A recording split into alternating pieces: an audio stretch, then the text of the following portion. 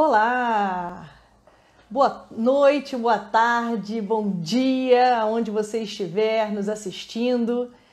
Estamos aqui em mais uma live da nossa Comissão Nacional de Família e Tecnologia do IBDFAM, o Instituto Brasileiro de Direito de Família, o maior instituto brasileiro que trata especificamente da temática do direito das famílias e das sucessões. Então essa é uma série de lives da nossa comissão, que essas lives acontecem 2 vezes por mês e toda a quarta-feira de 15 em 15 dias, das 18 às 19 horas. E hoje vamos ter aqui a presença de uma pessoa super gabaritada para falar sobre isso. Vamos falar sobre igualdade de gênero no acesso à internet. Será que as possibilidades são as mesmas? Será que o acesso à internet entre homens e mulheres são iguais? Bem, eu fiz algumas anotações aqui para trazer a vocês e fazer a introdução do assunto com a nossa convidada de hoje, que também é membro da nossa comissão. Então, olha só, 46 milhões de brasileiros não têm acesso à internet. 46 milhões de brasileiros. E desse total, 45% explicam que a falta do acesso à internet acontece porque o serviço é muito caro. E para 37% dessas pessoas é falta de um aparelho, celular ou de computador ou de tablet, seja lá o que for, né? Então essa pesquisa vem do Centro Regional de Estudos para Desenvolvimento da Sociedade da Informação, que é o cetic.br. Mas hoje vamos trazer uma pessoa aqui para tratarmos especificamente das condições de acesso entre homens e mulheres. Será que homens e mulheres têm as mesmas condições para acessar a internet ou para acessar as vias digitais?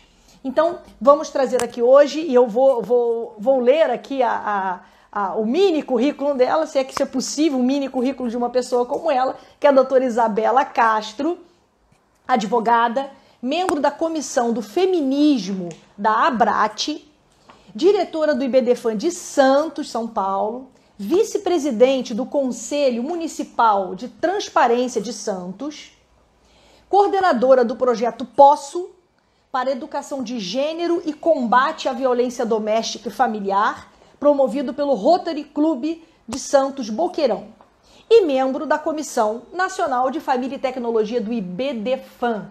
Então agora vamos chamar aqui a doutora Isabela Castro.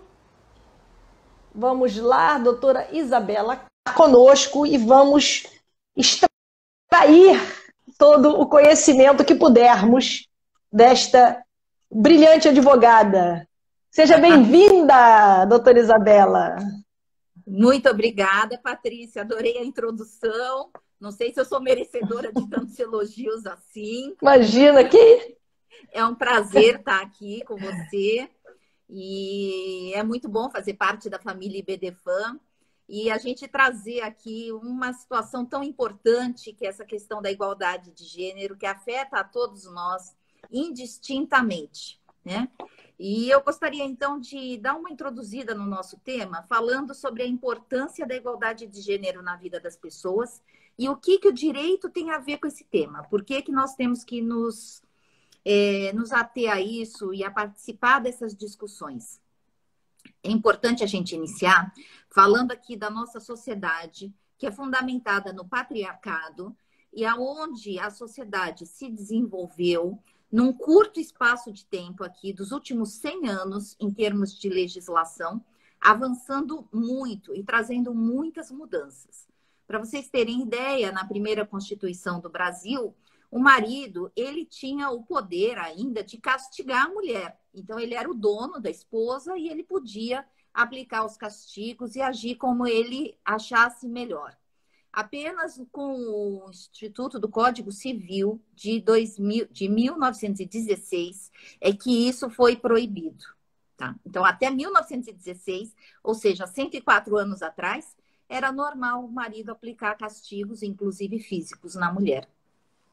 Apenas em 1932 foi possível a mulher participar do mundo político, ou seja, que ela pudesse votar e ser votada.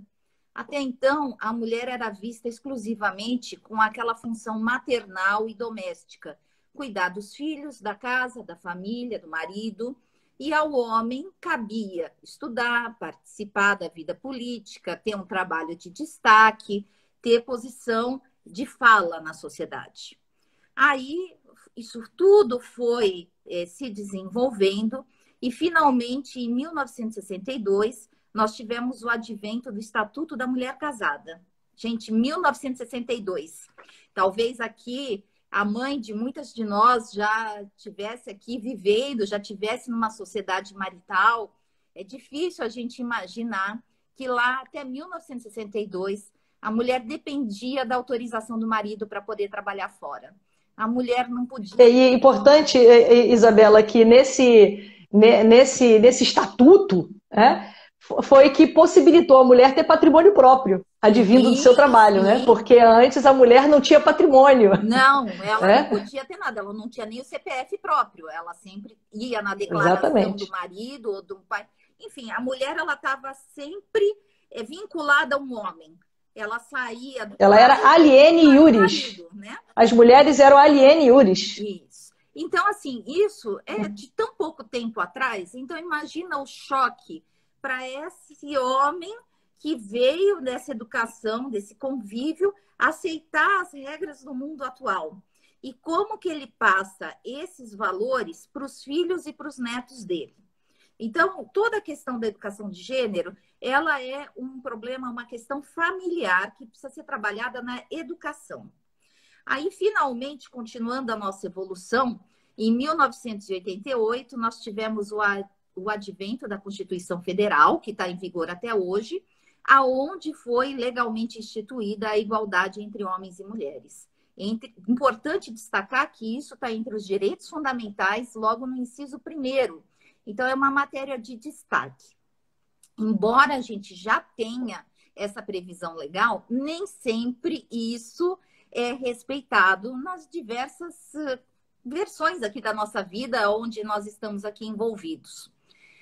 Depois, nós ainda tínhamos muitos problemas. E na própria Constituição, também eu gosto de destacar, o artigo 226, no inciso, parágrafo 5º, ele diz que a família, a sociedade conjugal, ela é exercida em iguais direitos e obrigações pelo marido e pela mulher. Eu acho que isso talvez seja uma das questões mais importantes que nós tivemos. Porque... Que faltou toda uma modificação de ordenamento jurídico, exatamente, né? Porque isso implica em toda a mudança legal do nosso ordenamento jurídico no que diz respeito às relações familiares. E nós estamos aqui numa discussão a princípio de direito de família. Então, eu acho que esse dispositivo da Constituição Federal, o artigo 226, ele é a base da mudança da legislação do direito de família. E em cima dele nós podemos trabalhar e apresentar diversas questões, diversas questões no fórum, nos nossos trabalhos, né, nas nossas defesas ou nos nossos peticionamentos, pleiteando essa igualdade de fato. O que acontece? Tudo, por mais que você queira falar informalmente, não, olha, socialmente isso é admitido. Mas quando nós chegamos nas questões jurídicas, quando, infelizmente, as questões são litigiosas e nós somos obrigados a nos recorrer do Poder Judiciário, há necessidade desse embasamento legal. E até então a gente não tinha como defender essa igualdade. Como que nós podíamos pleitear que a mulher fosse ter guarda dos filhos e trabalhar fora ao mesmo tempo, que ela pudesse decidir. E isso ainda é mais recente, né, Isabela? Isso porque nós temos um Código Civil de 2002 que entrou em vigor em 2003. Então, aí eu já ia chegar lá falando na ordem cronológica. Na ordem cronológica, depois da Constituição Federal, nós temos em 2002 o advento do Código Civil, que diz que não existe mais pátrio poder, e sim poder familiar. Então, vejam que aí, finalmente, a gente trouxe aquela expressão da Constituição Federal do artigo 226 para o Código Civil, aonde a gente tinha realmente afirmado as bases dessa igualdade. E aonde nós podemos utilizar nos processos, então, isso como base de todos os nossos peticionamentos. Então, isso que traz a base jurídica para que a gente possa estar discutindo aqui a igualdade. Em termos trabalhistas, a gente já tinha na CLT a igualdade de salários prevista, que, na verdade, também não é praticada. Mas isso é um outro ponto que nós vamos chegar lá. Então, essas mudanças, o que é importante de colocar, que são todas muito recentes. E apenas aí em 2006, gente, muito pouco tempo atrás, nós tivemos a Lei Maria da Penha. E por que a Lei Maria da Penha é tão importante? Porque a Lei Maria da Penha, ela coloca que a violência contra a mulher não pode mais ser aceita. Ela não é mais um mero incidente familiar. Ela é uma questão social.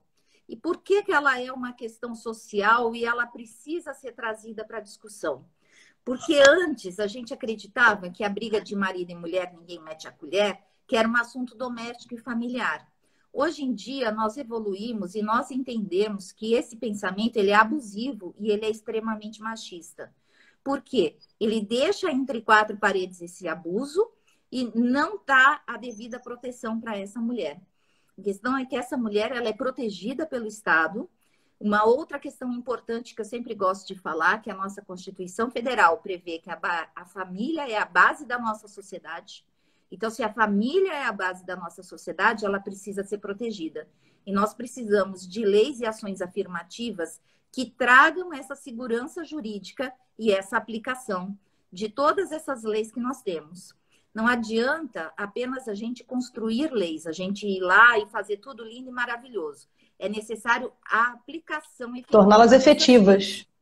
Então, nesse sentido, é preciso que todos os operadores do direito, que a sociedade civil estejam apostos para fiscalizar isso e, eventualmente, fazer novas leis que possam ir colocar isso tudo em pleno funcionamento. Porque, às vezes, realmente precisa de ajustes, precisa de outras questões. A Lei Maria da Penha, por exemplo, ela vem sofrendo sucessivos acréscimos que são justamente para poder operacionalizar tudo aquilo que está ali previsto. Então, não basta simplesmente existir aquele texto bonito, é preciso que ele seja operacional. Daí porque nós, operadores do direito, em especial aqui do direito de família, precisamos estar atentos. Eu até ouvi recentemente uma live, no nosso seminário do direito, no Congresso Estadual de Direito de Família de São Paulo, onde uma criminalista ela falava sobre a Lei Maria da Penha, e ela disse, a Lei Maria da Penha, na verdade, ela não é do direito penal, ela é do direito de família. E ela precisa ser resgatada, porque é aqui no direito de família que ela tem lugar de fato. E outra coisa que eu achei muito interessante do Congresso foi que em praticamente todas as palestras que nós tivemos, em todos os debates, se falou da igualdade de gênero. E eu até fiquei surpresa, porque essa abordagem normalmente ela não é tão presente, assim, tão direta. E eu diria que em 90% das palestras houve essa abordagem direta sobre a igualdade de gênero. E eu fiquei muito feliz, porque eu já trabalho nessa área há tempo. Diga. Isabela, você veja só, toda essa fantástica construção histórica, jurídica, histórica que você fez um levantamento, né, mostrando da onde a desigualdade de gênero vem, ou seja, em termos históricos, nós estamos falando de muito pouco tempo. Em termos de construção histórica, é muito pouco tempo. Né? E aí eu fiz uma pesquisa, se você me permite, né, com alguns dados que são alarmantes em relação justamente a esse pouco tempo que nós temos, ou seja, a luta ela continua, a luta ela é permanente, ela precisa ser tratada por todos os setores. Não só ficarmos esperando que as autoridades ajam. Todos nós, como cidadãos, somos autoridades. E a própria Constituição nos coloca assim, dessa forma. Então, por isso que é importante denunciar. Não é só os maus tratos ou a violência física. Né? A Lei Maria da Penha também mostra que a violência psicológica é uma violência. né, que a violência é sobre os bens, a violência patrimonial, enfim, se coloca que não é só a violência física, e às vezes a violência física é a que mais aparece à sociedade, né? E às vezes você vê uma pessoa sendo sofrendo uma violência de diversos outros tipos, né? E aí, veja só, aqui no Brasil, isso é uma pesquisa do IBGE de 2018, tá? 10% só das mulheres têm representatividade política no Brasil. Exatamente. 10%. 10%. E aí, olha só para fazer uma comparação, na Costa Rica são 35% das mulheres, olha, no Brasil é 10%, tá? Na Costa Rica, 35%, em Ruanda, 31%, e na Bolívia, 53%. Uhum. Então, isso eu peguei os dados lá do IBGE, né? Isso, E de mulheres. Pegou? Ah, peguei. então. Eu vou contar para você. Então, isso só. Eu não quero adiantar, só para mostrar o quão nós estamos atrasados. Isso. Entende? O quanto nós estamos atrasados.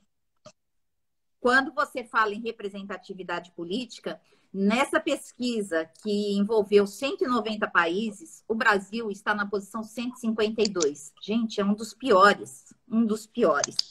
Quando a gente fala na desigualdade de gênero em geral, então eu quero dizer para vocês que o levantamento, ele é feito, né, em 190 países, né? E o nosso país também é um dos piores, deixa eu passar aqui para vocês o dado. Isabela, só para te dizer, a doutora Flávia Seco, que é a nossa colega, também membro da nossa comissão, está dizendo que lá em Belém o Partido da Mulher acabou de lançar um homem à prefeitura. Acabou de escrever picada, aqui. Né? É o fim da picada. Bom, o Brasil, olha, até a gente perde aqui a fala. O Brasil, ele caiu 5 pontos no último ranking da questão de igualdade de gênero. Ou seja, as políticas públicas que já existem não estão sendo eficazes. E ainda precisamos criar outras. Então, ao invés da gente melhorar, a gente piorou nesse último estudo. Não existe nenhum país perfeito, vamos colocar. O mais próximo da perfeição é a Islândia, seguido aqui deixa eu colocar direitinho, da Noruega e da Suécia, tá? Mesmo assim, se você considerar as mulheres na política, como você trouxe aqui esse tema, né? Dos 149 países aqui analisados, apenas 18% dos postos de ministérios são ocupados por mulheres e 24% das cadeiras de congresso são ocupadas por mulheres. E apenas 17 deles possuem mulheres como chefes de Estado. Então, você veja, assim, essa limitação é muito grande. A mulher, ela não tem esse lugar de fala de verdade. Embora a gente até tenha a lei de cotas, a maioria das vezes as mulheres são colocadas para preencher números e elas não têm oportunidades realmente de se expressarem e de se colocarem. Isso vem para todos os reflexos que você possa imaginar, inclusive na internet e em tudo aquilo que você pode pleitear. Na pesquisa do IBGE, no último censo, houve assim um levantamento e um estudo bastante extenso, e eu gosto muito das colocações feitas pelos pesquisadores, aonde eles dizem que por que nós estamos assim com todos esses problemas. O principal gargalo seria a educação, mas no Brasil a maior parte é alfabetizada, inclusive nós somos a maioria com o estudo das mulheres, superamos o número de homens. Então, se nós superamos em termos educacionais os homens, por que nós não superamos eles em termos profissionais? A resposta do IBGE, porque na maioria das vezes as mulheres procuram posições mais flexíveis para poder dar conta da educação dos filhos e dos trabalhos domésticos. Olha o peso que isso tem. Então, assim, a mulher não consegue exercer o verdadeiro potencial que ela tem, porque ela tem ainda a pecha e a responsabilidade dentro de casa de ter à frente de todo esse trabalho. E quando... Que é a chamada dupla, tripla jornada, né, Isabela? Sim. Então, aí as pessoas dizem que, assim, os homens, ao invés de eles estarem cumprindo a parte deles na educação e na casa, eles estão apenas ajudando. Então, eles não têm que ajudar, eles têm que cumprir. O tamanho do reflexo social disso, e eu quero trazer para vocês, quando a mulher tem um filho, 48% das mães saem do trabalho após os 12 primeiros meses do nascimento dos filhos. A maioria dessas mães ficam desempregadas quando não é a opção delas, tá? 45% das mulheres desempregadas contra apenas 11% dos homens. E isso, as mães que são mães solteiras, tá? São muitas. Em 2015, base dessa pesquisa, tínhamos 11,6 milhões de mães solteiras, tá? E a maioria dessas famílias estão na faixa da pobreza, 57% delas. E o salário da mulher, a média do salário da mulher sem filhos é de R$ 2.115. E a mulher com filhos cai para R$ 1.500. Por que isso? Porque quando chega na hora da entrevista do emprego, infelizmente, quando você é mulher, o seu futuro empregador, potencial empregador, ele pergunta: você é casada? Você tem um relacionamento estável? Você tem filhos? Em que idade? E como que você vai fazer para poder trabalhar? Com quem eles vão ficar? E se eles ficarem doentes, como você vai fazer? E provavelmente você vai ser deixada de lado na colocação, mesmo que você tenha maior habilidade e capacidade técnica para o cargo, frente a um homem que se apresenta como livre dessas responsabilidades, porque na casa dele a esposa toma conta de tudo. Então, as mulheres são extremamente prejudicadas. E o pior aqui, um índice também aqui do IBGE, a aposentadoria das mulheres que não têm filhos, que conseguiram se manter, é a média de R$ 1.600. Agora, as mulheres com filho caem para R$ 1.200, porque a realidade delas, infelizmente, é de ter um trabalho menor remunerado e ela vai ter uma aposentadoria menor também. Então, o tamanho do impacto disso tudo é enorme, é enorme. Em 83% dos lares, as crianças, a responsável é a mulher.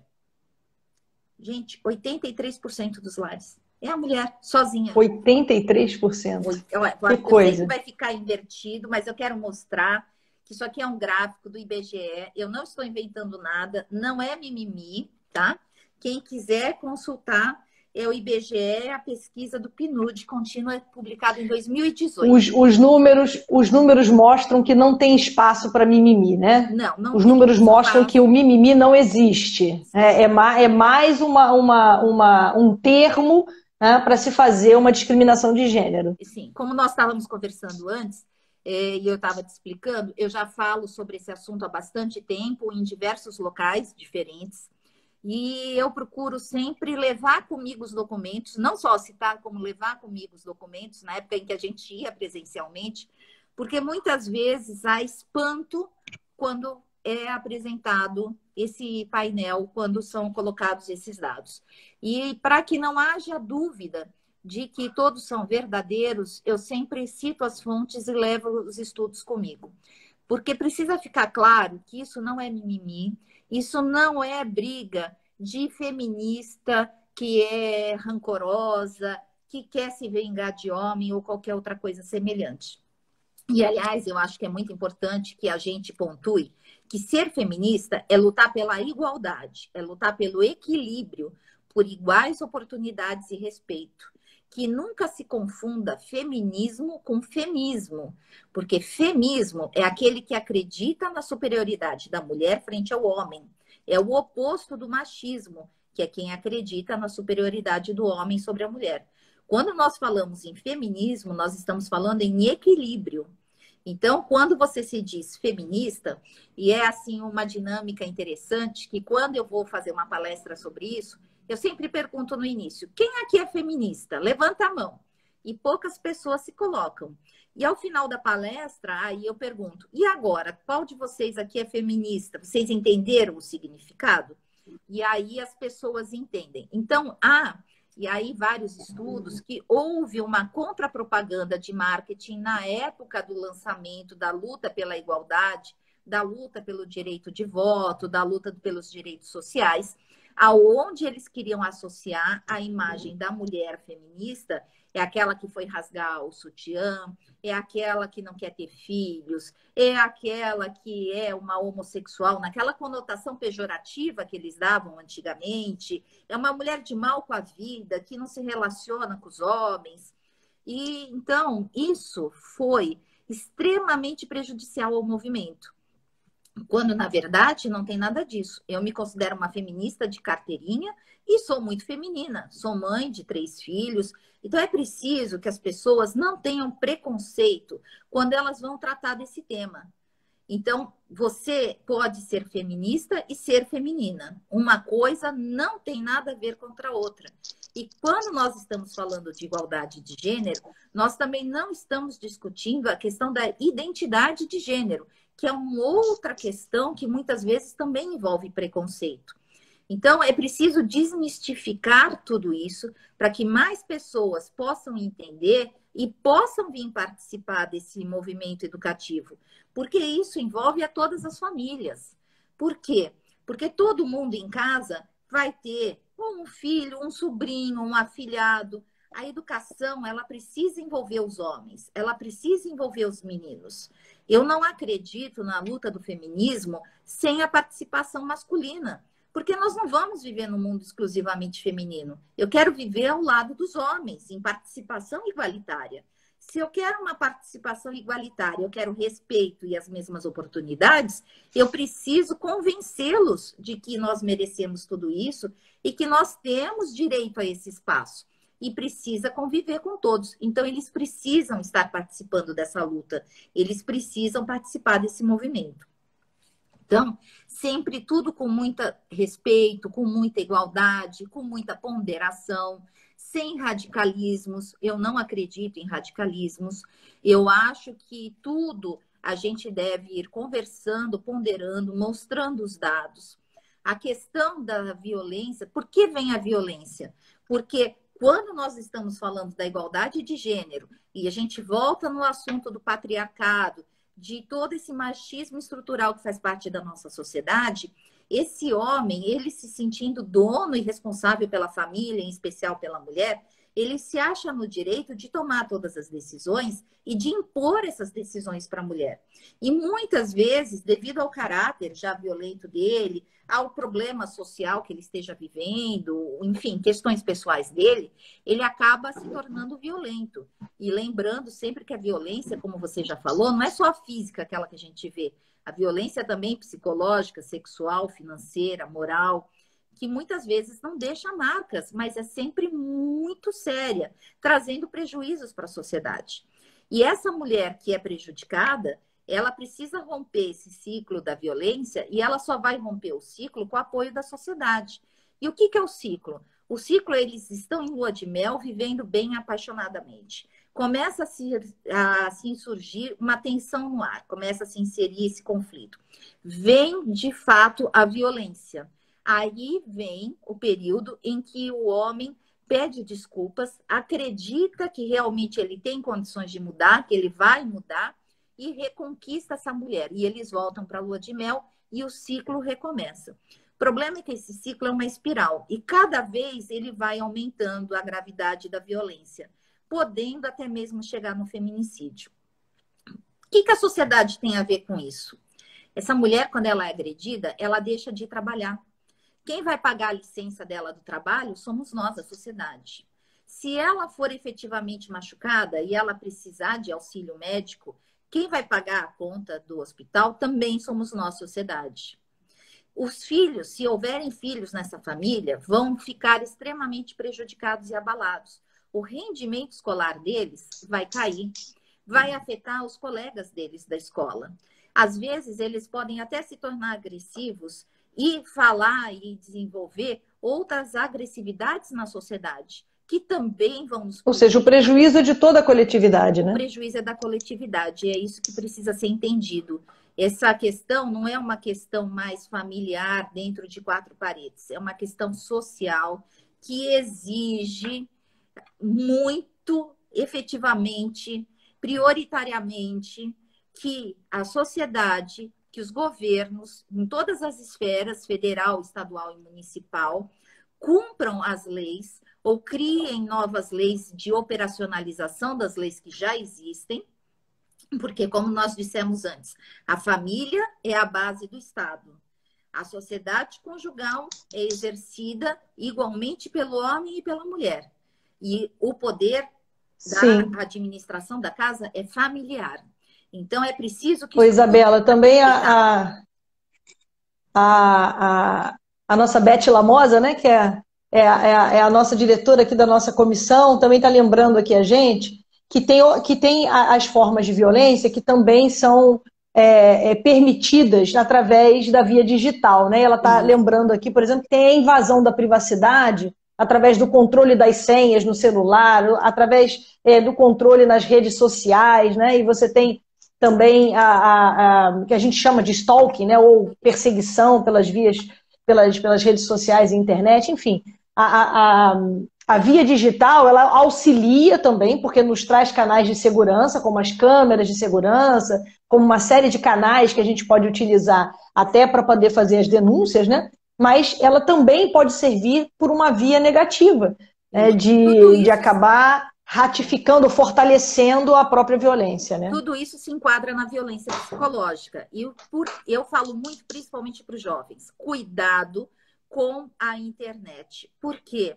Muitas vezes os jovens hoje fazem a paquera online, mostram fotos online, muitas vezes de intimidade. Às vezes até filmam o relacionamento. E enquanto estão cheios de amor, tudo é lindo e maravilhoso. Quando o relacionamento se encerra, muitas vezes isso serve como chantagem, como moeda de depreciação por picuinha. Então, existe toda uma violência que aí vem para a era digital. Até extorsão, né? Até extorsão. Exatamente. A gente chama de cyberextorsão, né? Isso. Agora, Isabela, o que é importante acho que a gente pontuar uma situação que é bastante interessante, e é um tema que me é muito afeito, que é lembrar que nós estamos conversando aqui sobre gênero. Nós não estamos falando aqui sobre uma questão simplesmente de sexo feminino ou masculino. Sim. Nós estamos falando aqui de uma vulnerabilidade do gênero feminino. Ou seja, as pessoas do gênero feminino vêm historicamente de uma vulnerabilidade. E aí, se você soma, obviamente, as questões de identidade de gênero voltadas a situações das pessoas LGBTI+, e aí, então, a violência ainda é maior. Porque aí você vai somando as vulnerabilidades, né? Então, isso que é importante a gente dizer, né? Nós estamos falando aqui sobre violência de gênero, tá? Isso é importante. A vulnerabilidade, ela é social e ela veio nesse resgate histórico que nós fizemos devido a esse caráter de submissão da mulher em tempos anteriores, não tão longe assim. Então, essa submissão, ela estava legalmente amparada. Daí dificultava muito as mulheres que queriam se opor a esse pensamento, a esse modo de agir. Hoje em dia, nós temos todo esse arcabouço legal que nos protege e que vem aqui dar apoio para todas essas colocações, mas até pouco tempo atrás a gente não tinha.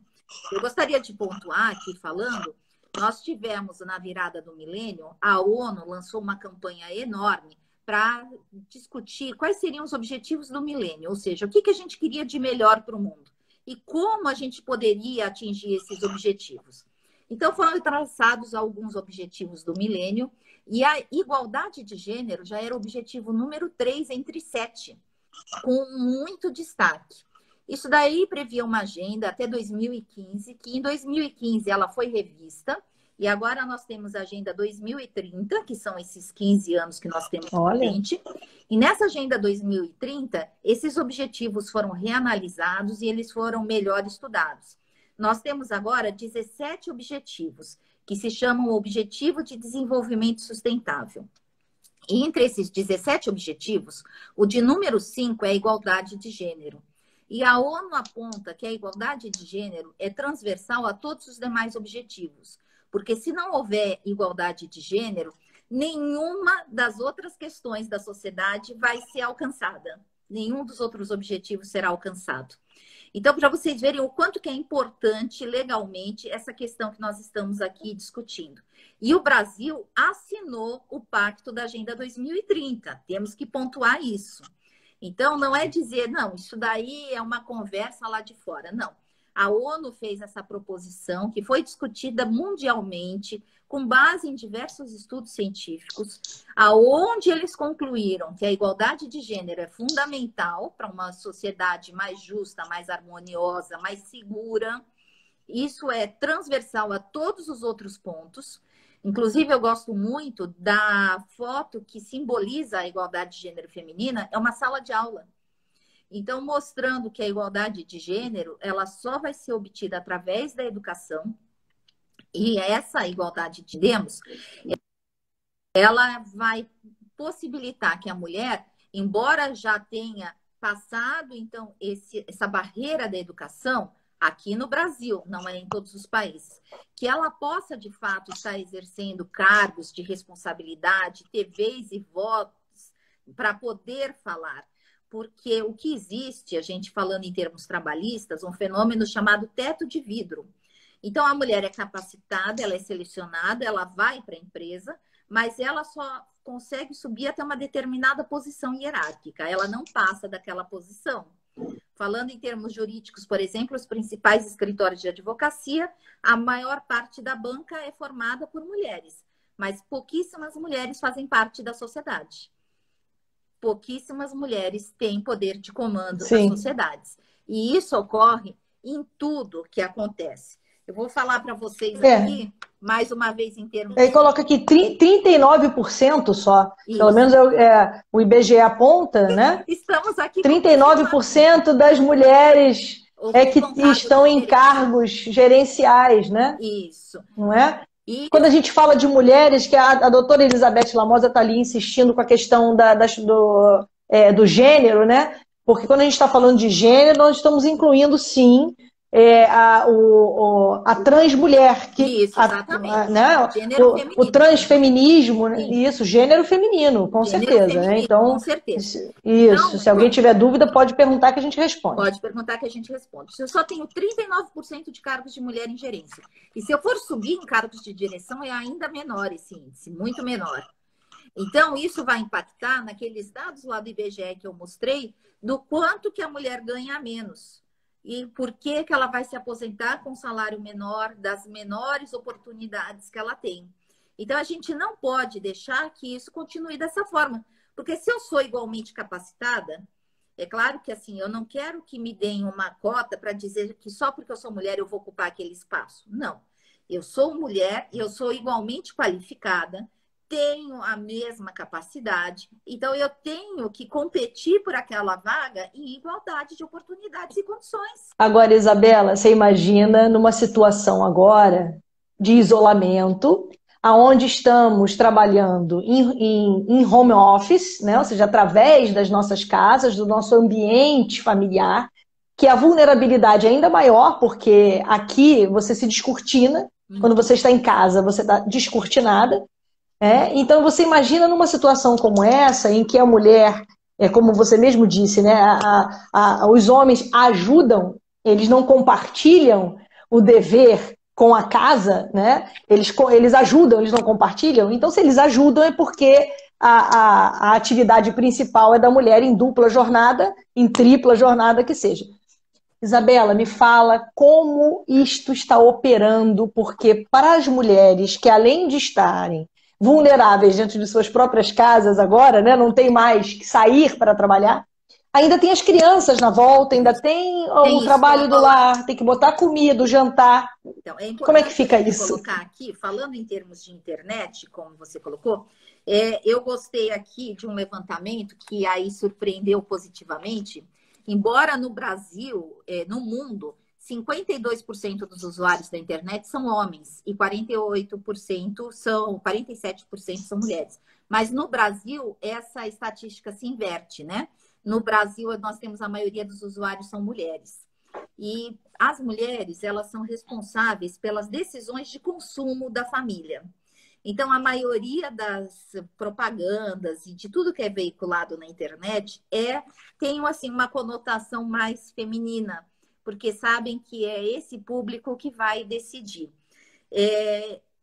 Uma coisa interessante, 48% dos usuários de serviços já usaram algum serviço online, principalmente nos aplicativos de transporte, os streamings de filme e de música e os pedidos de comida. E entre os aplicativos mais usados na internet, nós temos as redes sociais, né? O troca de mensagens, os aplicativos de banco, de e-mail e de localização. Tudo isso a mulher está liderando, a mulher está se colocando à frente no uso em todas essas questões, e inclusive nas compras. E até interessante também de destacar que eles dizem que aqui no Brasil, 9 em 10 usuários já fizeram uma compra na internet. Então, isso assim, eu acho que para chamar bastante atenção, como a mulher aqui está se destacando nesse uso da internet e como a gente precisa, é um canal para a gente acessar mais a mulher e para a gente estar aqui falando sobre essas questões de orientação e capacitação. Agora, você veja que dentro do home office, como a gente tem, então, essa mulher dentro de casa, e como sempre a preferência masculina. Então, o homem não pode ser perturbado, ele tem que ficar num lugar isolado e a mulher fica no espaço que sobrou. E nós temos um caso emblemático de uma contadora americana chamada Dries Wallace, que ela, em home office, com um filho de 1 ano e uma de 4 anos, estava sempre com o barulho das crianças no fundo da chamada.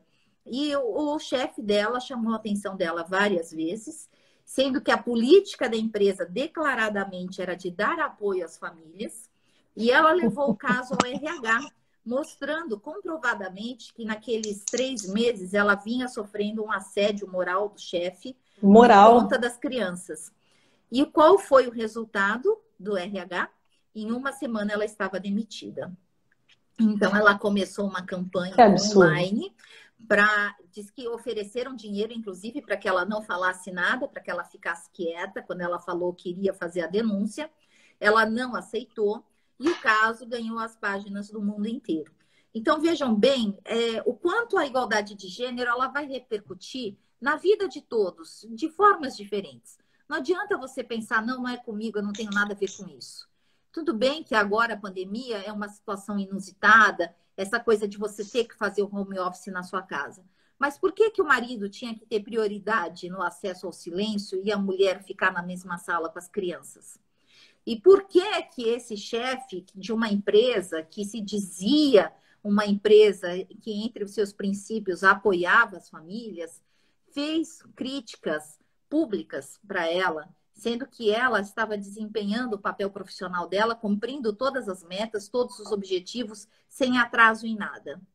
Então, aí uma questão séria para nós debatermos, para você ver que, como todos aqueles gráficos que nós já mostramos, que essas repercussões podem ir para todo lado.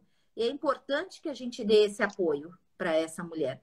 E outra coisa que eu sempre gosto de falar, na diferença entre igualdade e equidade.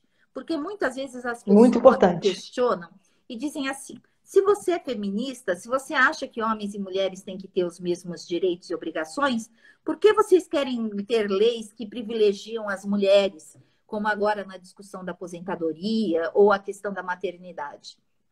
É importante nós colocarmos que o degrau que nos separa dos homens é tão distante, está tão longe, que se não houverem ações afirmativas promovendo a equidade para nos deixar chegar mais perto, nós nunca vamos chegar perto. Então, a equidade, eu promovo ações diferentes para proporcionar os mesmos meios para aquelas pessoas atingirem os mesmos objetivos. Porque se eu der... É uma distribuição de recursos, né? Uma distribuição de recursos, porque eu não posso querer oferecer o mesmo recurso para o homem e para a mulher que estão tão distantes, eles não vão conseguir. Você imagina a macieira lá, Senão nunca, uma criança senão pequena nunca e vai uma grande. se... Eu dou um caixote para cada um. Claro. Como que ela, a pequena nunca vai alcançar mesmo que eu dê o caixote para ela? Ela precisa de 2 caixotes. E a outra, na verdade, não precisa de nenhum. Daí porque a gente precisa ir dando apoio. E eu finalizando aqui, eu quero trazer um dado para vocês.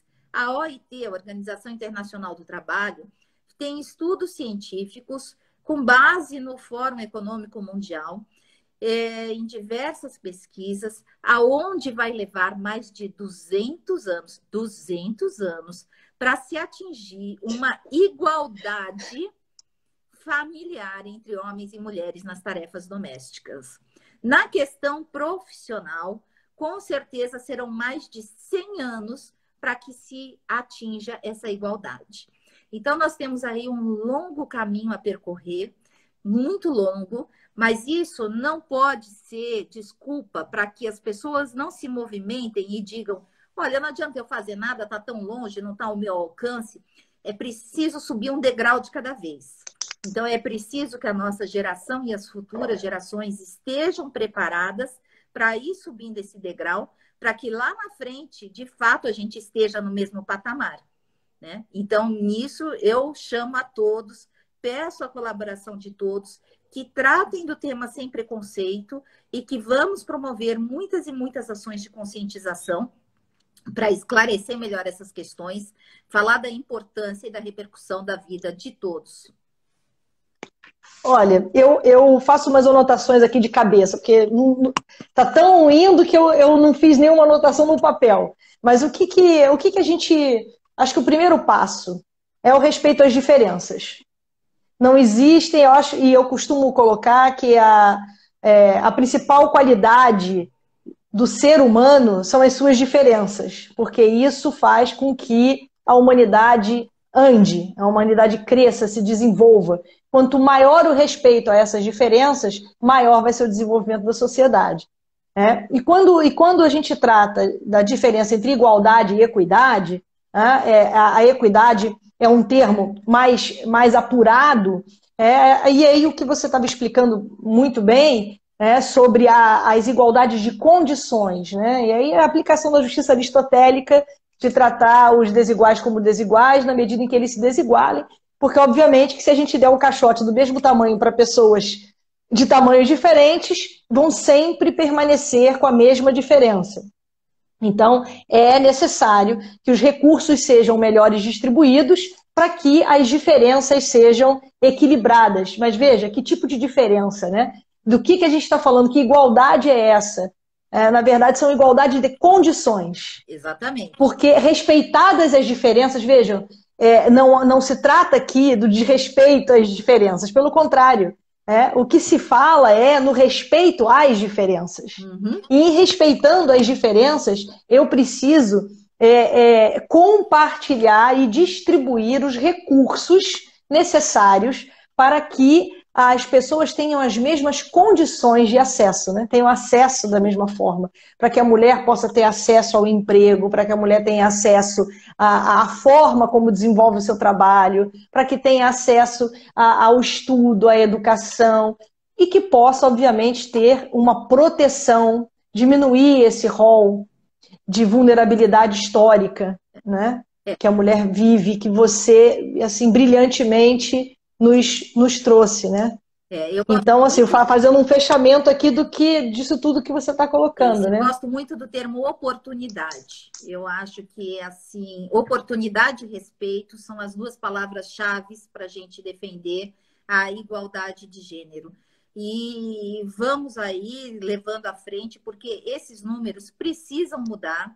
Isso é uma necessidade premente. Eu vou falar aqui que eu cresci, tive uma educação tradicional para casar, ter filhos, mas para ser uma profissional.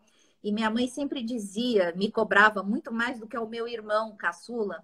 E eu dizia, mas por que ele não precisa estudar tanto, não precisa fazer tanta coisa? Porque ele é homem, ele já tem o espaço dele no mundo. E a mulher precisa ser o dobro melhor do que o homem, no mínimo, para poder concorrer com ele. Hoje eu tenho 3 filhos, sendo 2 meninas, e eu não acho justo ter que repetir esse discurso. É preciso que a gente dê melhores oportunidades e um melhor espaço para que essa situação vá mudando, mesmo que gradativamente, principalmente para que a gente evite chegar nas questões de violência, nessas questões de degradação. É preciso dar, então, essa mesma oportunidade de qualificação, de mercado, de apoio para essa mulher, instituir essas políticas públicas afirmativas, as leis necessárias para a operacionalização de todos esses direitos, para que nós podemos desenvolver, então, essa sociedade igualitária e justa, que traz benefícios para todos, homens e mulheres. E você, inclusive, está recebendo agora um elogio dizendo que não só uma excelente profissional, não só uma excelente professora, como você está nos mostrando, mas você está recebendo um elogio dizendo que é a melhor mãe do mundo. Olha que maravilha. Né? Olha que dever cumprido, olha que bacana isso. Né? Isso é muito, ou seja, é uma dupla, é uma tripla jornada, o que for. Né? Mas, assim, excelente, eu acho que é importante pautarmos esses assuntos não podem mais ser velados, não são assuntos que se possa deixar de ser tratados, e é importante que se coloque cada assunto no seu lugar, desmistificar os assuntos. Uma coisa que você me ensinou hoje, que é a diferença entre feminismo e femismo, que na verdade o feminismo não é o oposto do machismo, ou estaria no mesmo degrau do machismo. As pessoas confundem. Exatamente. E sim o feminismo. Olha só, isso você me ensinou hoje, isso pauta muita coisa no meu pensamento, porque os termos são importantes, porque a gente usa os termos para colocar o pensamento no lugar, né? Para compartimentarmos o nosso pensamento, a forma como nós nos expressamos. Então, isso eu aprendi com você hoje. Eu na verdade, não entendia, não fazia essa diferença do termo de feminismo para o feminismo. Isso realmente foi muito importante. E você veja bem, né? Isso é uma coisa que basta uma consulta ao dicionário. Eu, quando vou fazer a palestra sobre feminismo, eu começo... Ninguém fala sobre feminismo, Isabela. Online, a cópia do dicionário. Eu apresento os muito 3 dicionários mais conhecidos e copiando a definição do termo deles. Todos eles falam... Muito importante. Então, como eu falei, essa desconstrução do marketing muito forte. Isso é tema até para uma outra palestra só sobre essas questões. Sim. Porque justamente se usava o termo que seria positivo, isso, né? O termo positivo, negativa. Ou seja, exato, por uma conotação negativa, perfeito. Né? E o termo real escondido. Ficou lá escondido. Exatamente. Isso é muito importante, é fantástico mesmo. A minha mãe que está aqui nos assistindo está colocando fantástico, né? Uma outra coisa que eu queria falar, você que eu sei que gosta de esporte, que está envolvida, vocês sabiam que até 1979 as mulheres eram proibidas de jogar futebol oficialmente? E que na Forbes, entre os 100 melhores atletas e mais bem pagos, não tem nenhuma mulher? Então, desigualdade, ela vai muito além daquilo que a gente imagina. Não é só a desigualdade na sociedade, nos cargos de trabalho, é até no lazer, no esporte, no mundo científico. Então, é preciso que tudo isso seja trazido. Vocês vejam aí a Marta, nossa jogadora, 5 vezes considerada a melhor jogadora do mundo, que hoje é embaixadora da ONU para a promoção dos esportes entre as mulheres. E até pouco tempo atrás, gente, pouquíssimo tempo atrás, não se falava em mulheres no esporte. Então, olha só até onde vai essa desconstrução e essa desvalorização da mulher. Nós não podemos permitir que isso continue dessa forma. E eu acho que ajudaria muito, e nosso tempo está acabando, infelizmente, mas eu penso que colocar a mulher na política, desenvolvendo políticas voltadas para essa melhoria, porque, veja, uma coisa é estar o direito no papel, outra coisa é torná-lo efetivo. Isso. Então, quando você me disse a empresa onde aquela mulher trabalhava tinha como lema a inclusão e a igualdade. Mas o que adianta isso estar no papel se ela não é efetiva? O que adianta eu ter leis, mas eu não tenho quem efetive? Então, no momento em que a mulher ela toma esse espaço, toma não, ela ocupa esse espaço, né? No momento em que a mulher ela ocupa esse espaço e começa a mostrar as necessidades de tornar efetivas essas regras e essa igualdade, talvez por aí seja o caminho, né? Nós estamos perto de uma eleição que aqui todo o Brasil vai passar por ela, né? São eleições regionais e justamente é nesse regionalismo que a coisa começa a se desenhar, né? Então, quem sabe nós não estudemos melhor isso. A causa. Eu digo que isso. Não precisa vamos estudar melhor que a mulher seja a ocupante do cargo político. Mas é preciso que aquele ocupante do cargo político seja sensível às causas femininas, que ele saiba escutar, respeitar e aplicar e promover as políticas públicas que vão fazer com que esse respeito e essa igualdade seja aplicada. Doutora Isabela, olha como eu aprendi hoje e eu adoro isso. Ai, que bom. Eu adoro quando a situação, primeiro, poxa, que pena que acabou, né? É a primeira situação, né? Que você fala, nossa, que pena, o tempo acabou. E o segundo é quando você sai enriquecido de uma conversa.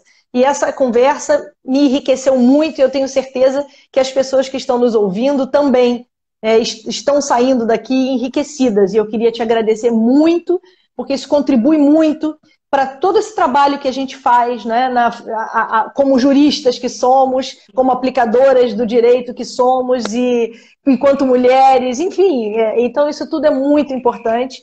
E foi mais uma live, está sendo mais uma live da nossa Comissão Nacional de Família e Tecnologia do IBDFAN. Né? Então, quero te agradecer por essa excelente oportunidade que você nos deu agora, de um pouquinho desse seu conhecimento. Muito obrigada. Beijos a todos. Um beijo a vocês. Tchau, tchau. Tchau.